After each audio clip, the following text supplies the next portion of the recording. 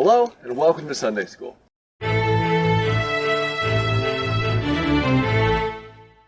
Now, you may be wondering why I'm walking along this path instead of doing my usual stand in one place and make janky edits routine.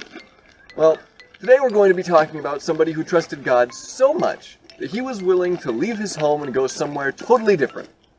We're going to talk about him. His name is Abraham. Abraham was not born with the name Abraham. He was born with the name Abram. He loved and followed God like Noah. God chose Abram to be the beginning of God's plan to save humanity. He told him to take his family and go to a new land that God would show him. So he took his wife Sarai and his nephew Lot to go to this new land called Canaan. There Lot and Abram became rich and gathered large herds of animals. Soon Lot and Abram's herdsmen started fighting over land for all the animals. Abram didn't want them to fight, so he got together with Lot to make a plan. They decided that Lot would take his herdsmen to the plains and live in the cities there, and Abram would live in the hills. While he was there, God spoke to him again. He told him he would change his name to Abraham, meaning exalted father, and his wife's name would become Sarah. He told him the land of Canaan would belong to all his children.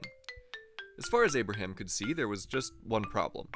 He was old and didn't think he could have any children, but he still followed God's instructions. He made his home in Canaan, and they began living there. But it didn't take long before God's miracle happened, and Abraham and Sarah had a son. They named him Isaac. Abraham trusted God.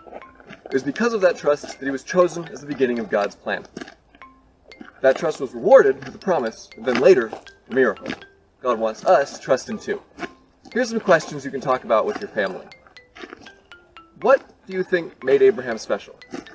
Why do you think God sent Abraham to a different country? Why do you think God gave Abraham's children land of Canaan? Next week, we're going to talk about trusting God a little more, and how trusting him can save us.